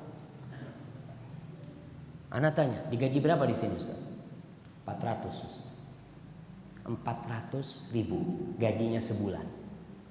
Tapi insya Allah berkah Ustaz, kata dia. Masya Allah. Di Jakarta sekali khutbah Jumat 500 gitu. Di kampung 400 sebulan. Ini kan masalah, gimana sekarang lembaga ini memikirkan ustadz-ustadz yang di dalam pesantren, yang mereka itulah yang menciptakan kader-kader Islam. Kalau pengajian-pengajian umum ini biasanya tidak menciptakan kader, enggak. Yang menciptakan kader itulah pesantren-pesantren itu, lembaga-lembaga itu. Maka kita harus memikirkan tuh ustadz-ustadz yang di sono itu gimana hidupnya. Saya dulu di pesantren, ustadznya kerja di luar. Masyarakat pada marah. Ini ustadznya kok masih nyambi keluar kerja gitu kan. Kata dia, ya Allah, waktu itu gaji ustadznya 200 ribu gitu kan. Ya mau nggak mau ustadznya keluar. Ini problematika. Lembaga ini yang kita harapkan nanti memiliki satu badan usaha. Karena masalah kita masalah ekonomi, jelas. Ekonomi kita nggak kuat.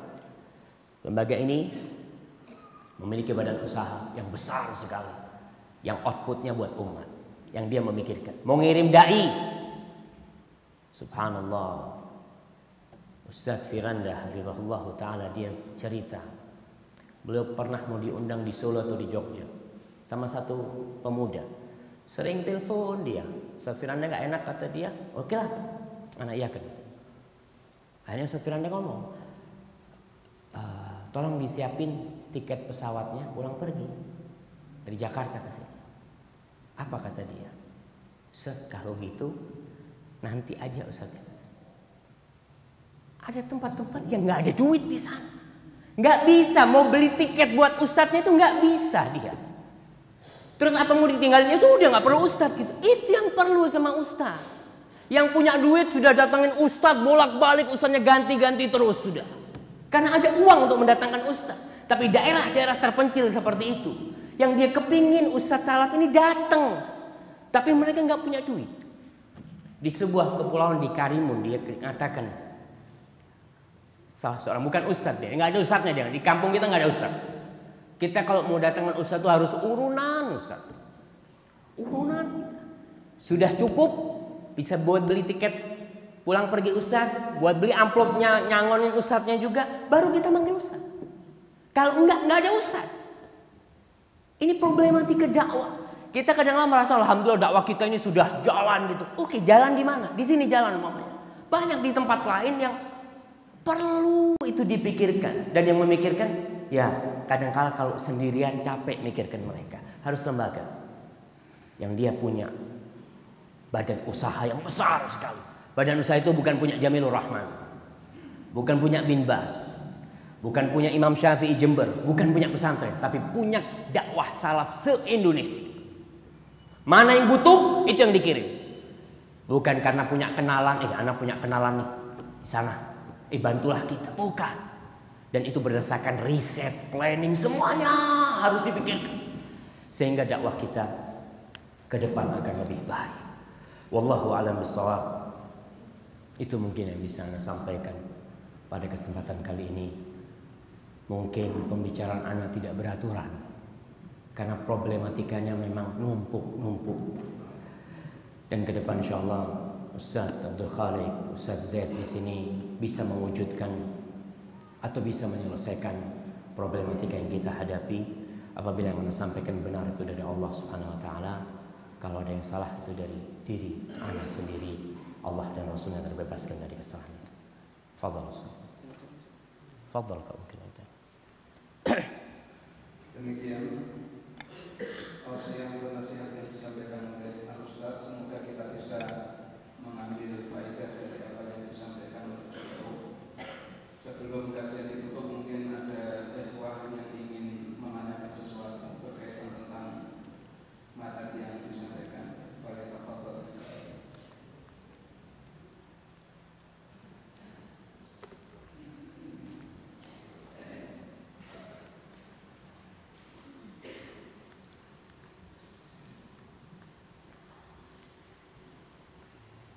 Nah, Masya Allah. Apakah tingginya biaya masuk untuk pendidikan di sekolah-sekolah sunnah termasuk problem dakwah salaf juga, sehingga orang-orang yang kurang mampu tidak memiliki kesanggupan? Contoh di sekolah sunnah untuk biaya masuk santri baru untuk SMA SMP 10 juta, subhanallah. SD 700 juta. 700 juta. 7 juta. Ada yang berkata, Ustaz, pendidikan itu seperti orang jual martabak. Martabak itu, Ustaz, ada yang harganya 10.000, ada yang 15.000, ada yang 20.000, ada yang 25.000. Kalau orang kepingin yang 25.000 bayar 10.000, ya nggak dapet lah. Itu spesial. Yang biasa 10.000. Ya, ini yang berpikir bahwasanya pendidikan itu untuk cari fulus kadang-kala ya. Kemudian juga biaya pendidikannya mahal. Ini termasuk problematika yang harus dipecahkan. Dipecahkannya bukan nurunkan harganya, bukan. Mungkin biar itu harganya mahal, tapi sekarang harus memikirkan orang yang nggak mampu bagaimana sekolah. Fadol, yang mau pakai harga mahal silahkan, karena ada yang orang mahal aja ngantri Ustaz penuh gitu kan. Itu fenomena yang ada. Kita ini mahal Ustaz, jangan murah, mahal aja sudah berbulan-bulan sebelumnya sudah pendaftaran sudah ditutup umpamanya. Problematikanya bukan biayanya, kita bagaimana sekarang menyediakan pendidikan yang murah, berkualitas buat orang yang tidak mampu. Maka tadi lembaga itu penting yang memikirkan hal itu. Kalau tidak, anak-anak orang miskin yang banyak di antara mereka itu pinter-pinter daripada yang kaya-kaya kadang-kala. Dan banyak kan pesantren-pesantren ini juga biasanya kalau yang duitnya banyak gitu, kadang-kala anaknya mulai bandel nih, ente masuk pesantren ente. Karena bandel dimasukin pesantren, punya duit, masukin 2-3 bulan keluar, kadang-kala seperti itu. Sedangkan ada anak-anak orang yang dia Masya Allah. Maka kayaknya ini problematika yang perlu dipecahkan. Ada Ustadz insya Allah, ntar yang nambahin lah, yang umpamanya nggak punya biaya datang ke Ustadz Abdul Khalik lah insya Allah. Ya Ustadz, insya Allah lah.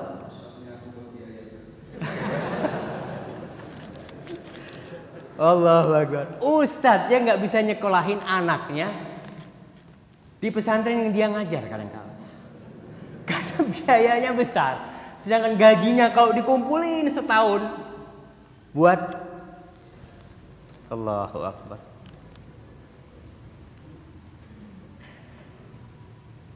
Nah, ini ada yang bertanya tentang hadis ini, kayaknya Ustaz Abdul Khalik yang jawab. Antum yang jawab. Fadhal.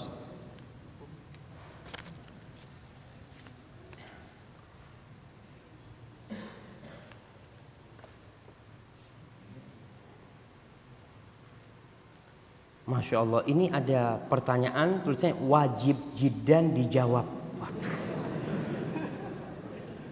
Wajib itu jamaah adalah yang ada dalilnya.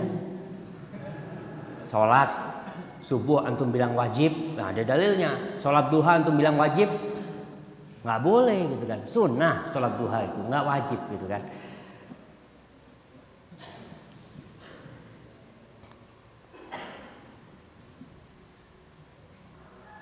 Ini Ustadz sampaikan kepada kami riwayat-riwayat sahih bagaimana setiap sikap bijaksana ulama salaf mensikapi perbedaan sesama mereka dalam masalah akidah maupun fikih, tetapi mereka dalam muamalah tetap rukun dan harmonis. Kalau masalah fikih ulama-ulama itu Masya Allah.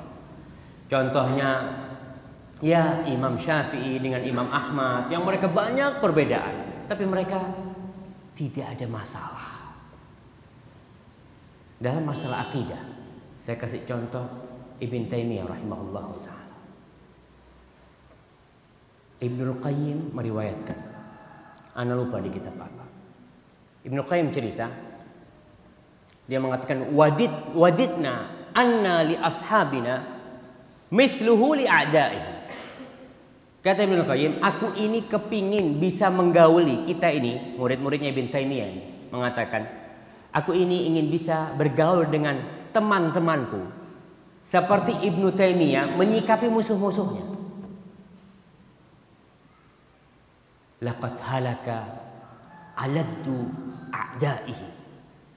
Kata Ibnu Qayyim, pernah musuh beliau, bebuyutan beliau itu meninggal. Musuh bebuyutan beliau itu meninggal. Fabasyartuhu, maka aku beri kabar gembira dia dengan kematian musuhnya. Marah, fanaharun wastarja, dia marah. Ibnu Taimiyah marah sama Ibnu Qayyim gara-gara dia memberi kabar gembira dengan kematian musuh. Ibnu Taimiyah malah mengatakan inna lillahi wa inna ilaihi raji'un. Faqama min majlisi, langsung dia bangun dari tempat duduk. Bangun, berangkat ke rumahnya musuhnya. Dia berkata kepada keluarganya, ana lakum bimanzilatihi. Kata Ibnu Taimiyah, aku sebagai ganti bapak kalian. Butuh apa kalian? Ke aku, kata dia. Subhanallah. Karena kita lihat ada orang-orang yang mukhalafah, yang mungkin mukhalafahnya itu, kesalahannya dia itu bisa jadi sudah kufur. Kalau nggak salah Anda pernah membaca Ibnu Taimiyah mengatakan kepada musuh-musuhnya itu ketika berdialog dengan mereka, idza qultu biqaulikum kafart. Kalau aku berpendapat dengan pendapat kalian, aku keluar dari Islam, kufur. Walakinnakum lastum indi kufar. Tapi kalian buat aku bukan orang-orang kafir. Karena kadang-kadang nggak ngerti dia itu, ada syubhat di diri dia itu. Ibnu Taimiyah subhanallah, ketika kita lillahi ta'ala beramal untuk Allah subhanahu wa ta'ala, bukan untuk diri kita. Ketika ada musuhnya yang paling mati, alhamdulillah, sujud syukur umpamanya gitu kan, alhamdulillah, yuk kita makan bersama. Seperti itu. Ibnu Taimiyah lah, dia berusaha karena tahu orang ini nggak ngerti mungkin, atau ada syubhat di diri dia. Dengan seperti ini, dakwahnya Ibn Taimiyah itu Masya Allah bisa diterima dan berkah sampai hari ini. Berkah dakwah beliau.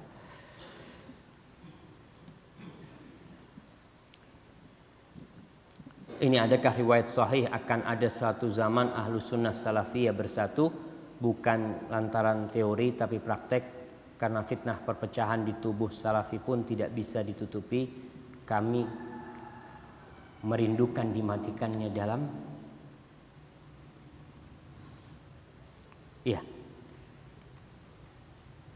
Rasul SAW mengatakan la tazalu ta'ifatun min ummati 'alal haqqi zahirin la yadurruhum man khadhalahum hatta ya'ti amrullahi wa hum kadzalik. Tetap akan ada satu. Dan cuma kita ini tadi masalah-masalah kurangnya fikih khilaf kita, kurangnya kita memahami mana bid'ah yang seharusnya dihajar atau mana pelaku bid'ah yang tidak boleh dihajar. Tidak boleh kadang-kala kita menghajar pelaku itu. Syekh Albani mengatakan kalau di masyarakatnya kebanyakan itu ahlul bid'ah, kita menghajar ahlul bid'ah. Ana nggak mau salam sama ahlul bid'ah. Sebenarnya yang tidak menyalami dia itu ahlul bid'ah. Karena dia itu sendirian. Awakmu itu sopo menurut. Insya Allah 2 tahun dia kabur dari tempat itu. Iya, karena dia nggak betah di masyarakat sana. Masyarakat yang menghajar dia sebenarnya, bukan dia yang menghajar masyarakat. Maka perlu kita dilihat fikih-fikih khilaf itu penting buat kita nih. Saya punya tetangga di belakang STDI kampus itu. Ada mungkin 8-10 orang. Kita salam nggak pernah dijawab. Karena beda ustaz. Iya. Assalamualaikum. Saya awalnya salam terus ya, kok capek juga gitu ya. Kadang-kadang ketemu mereka udah nggak salam lah. Orang mereka juga nggak jawab. Mereka menghajar. Karena nih ustadznya sururi ini. Subhanallah. Sampai anak kecilnya itu ribut sama saya punya anak. Sama Mas Salama. Kelas 1 ya, kelas 1 SD. Mereka nggak tahu kelas berapa, kelas 3 mungkin. Ente ini sururi, kata dia. Ini anak kelas 3 sama kelas 1 nih. Kalau anak nih salafi, kata dia. Subhanallah. Akhirnya laporan nih sama ibunya. Ibunya ada nih, hadir, mungkin dia lagi dengerin nih. Laporan sama ibunya. Mah, katanya Ummah dia manggilnya. Anak katanya dibilang sururi. Kalau dia tuh salafi. Apa itu maksudnya? Katanya, kalau ketemu lagi sama dia ngomong, ana sururi, ente tengiri. Ini anak kecil, anak ngomong subhanallah. Sampai seperti itu loh. Gak dijawab. Kadang-kala kalau ada perlu baru datang ke rumah. Kalau ada perlu datanglah. Anak kadang-kala mikir, ya Allah, ini masalah yang memang hati kita kadang-kala bingung. Kita di masyarakat sampai anak ketemu dengan salah satu diri mereka masih keluarga. Anak ngomong, Bang, yang hadir di tempatnya Ma'had Salafi itu berapa orang sih kalau kajian? Ya mungkin 200 gitu dia kalau lagi kajian. Anggaplah ya lah, anggap STDI juga 200 lah. Bayangkan cuma 400 bang. Kita di Jember penduduknya yang mungkin 1 juta lebih bang. Kita ribut ini. Kita nggak pernah mendakwain tuh yang di gunung-gunung, yang mereka masih tirakat, yang mereka masih sesajen-sesajen. Kita ribut untuk satu masalah yang seharusnya kita toleransi di sini demi menyampaikan al-haq. Kita merasa wah dakwah kita benar. Inti piro sing didakwain itu? Ustaz, fatuba lil ghuraba.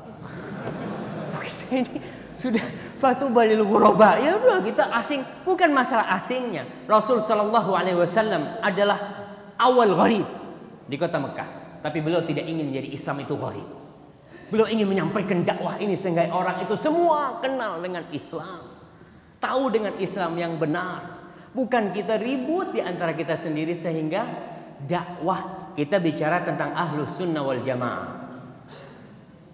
Cuma kalau kata istilahnya Dr. Muhammad Arifin, kita kan nggak pernah masuk ahlus sunnah wal jamaah kata mereka.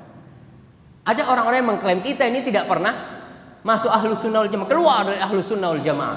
Ada kelompok tersendiri, mereka lah yang ahlus sunnah wal jamaah. Selainnya ya ahlu al bid'ah wal furqah, seperti itu. Maka saya bicara sama dia, gimana menurut abang? Iya benar juga sih kata dia. Di kampung-kampung nggak ada yang mendakwahkan. Masjid-masjid di Jember berapa? Ada 360 pesantren. Apa sampai dakwah kita ke sana?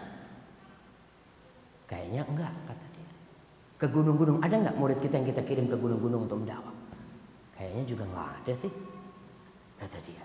Sehingga kita ini jadi dakwah yang eksklusif. Jumlahnya cuma ya umpamanya di Jogja ini 1000. Ya udah itu. Cuma 1000 aja. 1000 ribut sama 1000. Ribut terus subhanallah. Kalau memang yang dilakukan itu prinsipil, masalah akidah, menyimpang dari ahlus sunnah wal jamaah, kembali kepada Kitabul I'tisam, Imam Syatibi mengatakan ada bid'ah-bid'ah itu yang bayyinah, yang jelas. Ada yang muskilah. Muskil ini bisa bid'ah, bisa enggak. Menurut ente bid'ah, menurut fulan enggak bid'ah. Ya kalau gitu gimana? Ya sudah. Apa kita mau hajar-hajaran? Ya enggak apa-apa lah, ente enggak usah salam sama anak enggak usah salam sama ente. Itu akhirnya realita yang ada. Maka akan ada zaman itu. Dan dakwah ini katanya Syekh Abdul Razak, ketika kita ke rumah beliau membicarakan masalah problematika dakwah, beliau bercerita dakwah ini seperti melakukan perjalanan. Kemudian di tengah jalan itu kita melihat ada ranting atau duri di jalan. Syaukah kata beliau, ada duri. Ente pindah itu duri, ente jalan terus. Jangan berhenti di situ. Anu duri sana balik lagi terus, nggak jalan-jalan dakwahnya. Gara-gara duit, bismillah lah, sampaikan dakwah ini terus. Karena ada 230 orang yang perlu mendengarkan dakwah salaf di Indonesia ini. Dan kita diperintahkan untuk menyampaikan agama Allah ini jemaah. Masalah terkini, dakwah salaf, masalah terkini. Masya Allah. Dakwah salaf, orang enggan memasukkan anak-anaknya ke sekolah salaf karena sudah mahal. Sama ini Ustaz, gimana Ustaz? Hah? Mau kita gratisin Ustaz? Digratisin. Kalau digratisin Ustaznya makan apa nanti gitu kan? Ya itu masalah harus dipikirkan. Tapi ke depan mudah-mudahan kita bisa membuat sekolahan-sekolahan yang banyak sekali. Yang banyak sekali sehingga orang-orang yang tidak mampu bisa menyekolahkan anaknya.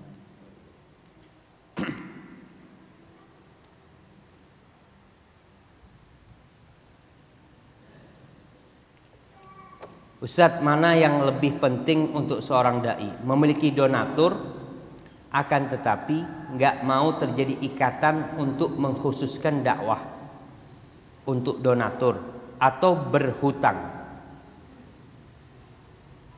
akan tetapi nggak mau terjadi ikatan untuk mengkhususkan dakwah untuk donatur. Nah, atau berhutang, Anda sih kurang paham. Jadi mungkin bisa dijelasin ini yang bertanya ini.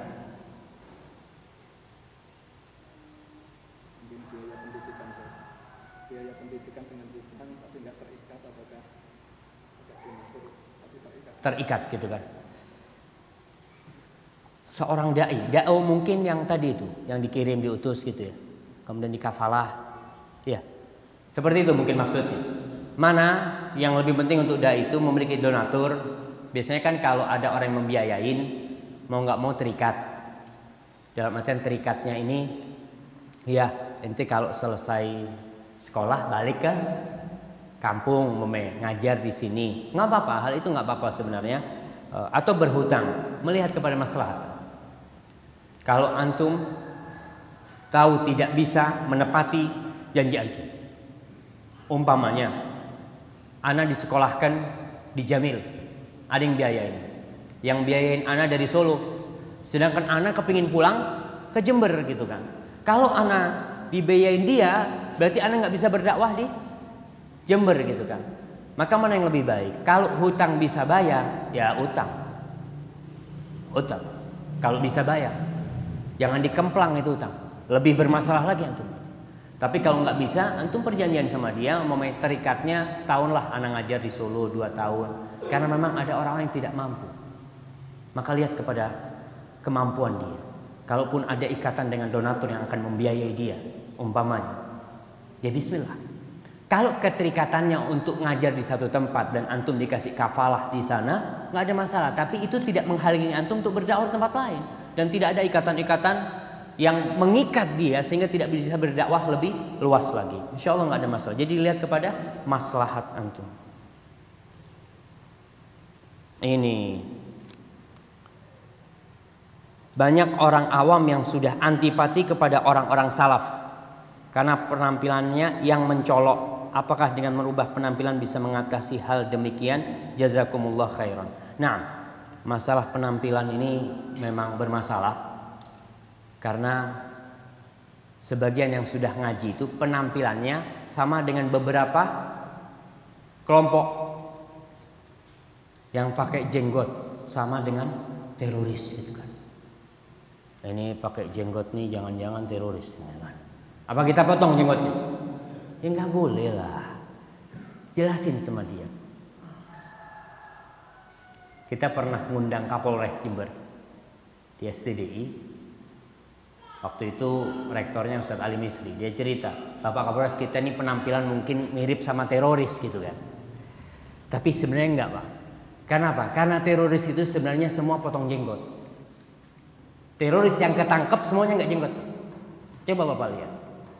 Ketika sudah ditangkap, disidang, pakai jenggot.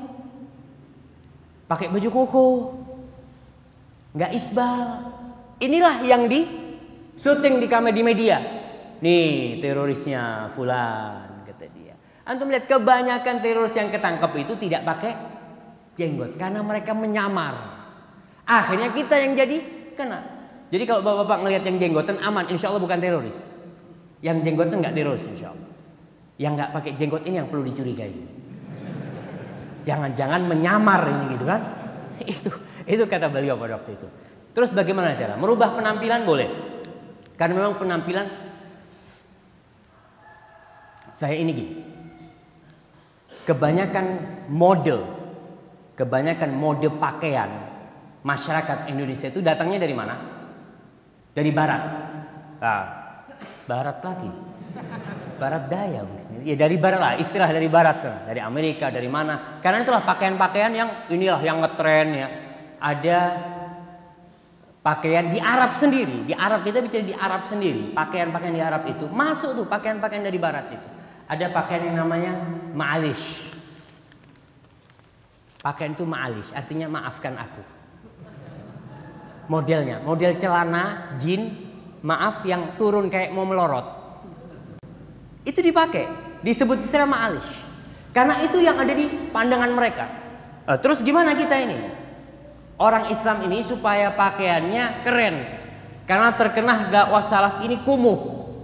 Biasanya nih Ustaz, yang ngaji salaf ini baunya semringing sedikit. Alhamdulillah sekarang udah banyak minyak wangi murah gitu kan. Udah kelihatan. Terus ya nggak rapi gitu kan. Pakaiannya gitu kan. Jelek-jelek lah pokoknya. Kita butuh menunjukkan kepada umat bahwasanya pakaian-pakaian Islam itu indah sebenarnya. Umpamanya pakai thawb yang bersih ya, pakai thawb nggak masalah. Sampai anak ngomong sama Ustadz Arif ini, Ustadz, anak ini kepingin memasyhurkan pakaian Maroko. Antum tahu pakaian Maroko? Pakaian yang pakai topi itu. Anak kepingin supaya orang Islam ini tahu ternyata pakaian-pakaian Islam itu bermacam-macam. Nggak nyontoh barat doang yang dilihat tuh. Pakaian Islam itu macam-macam, bukan cuma thawb yang seperti ini. Ada thawb yang apa? Yang setengah ini ya. Ada thawb mungkin kalau Ustadz yang dari Saudi Z, ada yang nggak pakai kerah ya. Yang pakaiannya orang Sudan, macam-macam. Itu pakaian-pakaian Islam yang perlu dimasyhurkan kepada umat Islam. Mungkin awalnya memang orang akan antipati, tapi lama-lama ketika dimasyhurkan, seperti pakaian-pakaian orang-orang itu, celana legging. Antum tahu bagaimana wanita bisa sekarang pakai celana legging? Itu melalui proses yang panjang sekali. Nggak cepat. Perempuan Indonesia di zaman Belanda, yang laki nggak mau pakai celana. Yang laki nggak mau pakai celana. Sampai ada kakeknya Ustadz Alwi, dia cerita, kakeknya itu selama hidupnya nggak mau pakai celana. Kenapa? Kata dia, ini pakaiannya company. Karena yang bawa itu siapa? Belanda pada waktu itu. Indonesia biasa pakai sarung kan? Antum melihat kalau yang kuno-kuno ya keraton nih pakai sewek juga mereka kan. Seperti itu dulu. Yang bawa itu company, maka nggak mau. Bagaimana dengan perempuannya? Lebih nggak mau lagi. Tapi terus celana itu datang masuk Indonesia. Awal celana buat perempuan masuk itu istilahnya celana apa? Kulot. Masih ingat nanti? Dengan celana kulot. Celana yang lebar. Nggak legging masuk, nggak. Setelah kulot lebih masuk lagi yang lebih sempit lagi. Terus sampai yang ngepres kayak ayam kalau jalan. Kayak kakinya ayam itu. Saya lihat. Subhanallah. Ini butuh proses. Maka kita yang umat Islam ini memasyhurkan pakaian-pakaian Islam itu butuh proses juga. Kerudung alhamdulillah sekarang. Kerudung udah mulai itu. Di masa tahun 80-an jarang kita melihat, bukan jarang, hampir nggak ada istrinya ustadz. Kita jangan bicara orang awam, istrinya ustadz pakai kerudung. Kemudian masuk kerudung yang modelnya topi. Masih ingat? Modelnya topi, kupingnya masih kelihatan. Atau nanti kupingnya nggak kelihatan, antingnya kelihatan, lehernya masih kelihatan. Itu proses saya lihat. Terus dan sampai sekarang. Dan untuk proses ini orang-orang Nasara itu berusaha untuk mengkatnya. Antum silahkan baca di kitab judulnya Allahumma shalli wa sallim ala Muktamar Colorado. A'mal Muktamar Colorado. Amal Muktamar Colorado ini diadakan di Colorado pada tahun 1978 kira-kira. Dia itu sudah membicarakan Indonesia. Salah satunya yang dibicarakan di situ dia mengatakan Islam di Indonesia ini bukan Islam Timur Tengah. Islam Timur Tengah itu berhenti di India, tidak sampai Indonesia. Tapi sekarang kata mereka tahun 70-an itu sudah mulai akan masuk. Kata dia, bukti bahwa Islam Timur Tengah belum masuk itu tidak adanya hijab di Indonesia. Dia tahu, nggak ada yang pakai kerudung pada waktu itu. Karena dia lihat di Arab itu, Timur Tengah itu, mereka pada pakai kerudung. Kemudian dikatakan oleh mereka, namun harapannya, kalaupun masuk Islam Timur Tengah ke Indonesia, itu akan cepat hilang dengan habisnya minyaknya Arab Saudi. Dia bicarakan itu. Salah satunya kerudung. Dan salah satu contoh bahwasanya Islam Timur Tengah belum masuk Indonesia ini, adanya orang Indonesia yang namanya Wisnu. Muslim namanya Wisnu. Kok iso wong Islam namanya Wisnu? Ini kan mereka kan, Ustaz, kita kan berbau dengan masyarakat kita. Maka itu, masalah pakaian ini baik yang lelaki, bagi yang perempuan, butuh memang penyesuaian. Tapi tolong berpakaian yang rapi. Walaupun tidak bagus, tapi rapi, bersih, sehingga nanti akan jadi logo dakwah salaf itu. Nah, kalau orang salaf nih mesti baunya wangi, bersih, menyenangkan di mata. Masya Allah. Inginnya seperti itu. Wallahu a'lam bishawab. Mungkin ya, ana serahkan kepada Ustaz Abdul Khalik. Sekali lagi kalau ada yang kurang berkenan, ana mohon maaf. Kalau ada yang salah itu dari diri ana, yang benar itu dari Allah Subhanahu wa taala. Wassallallahu ala nabiyina Muhammad wa ala alihi wasallam.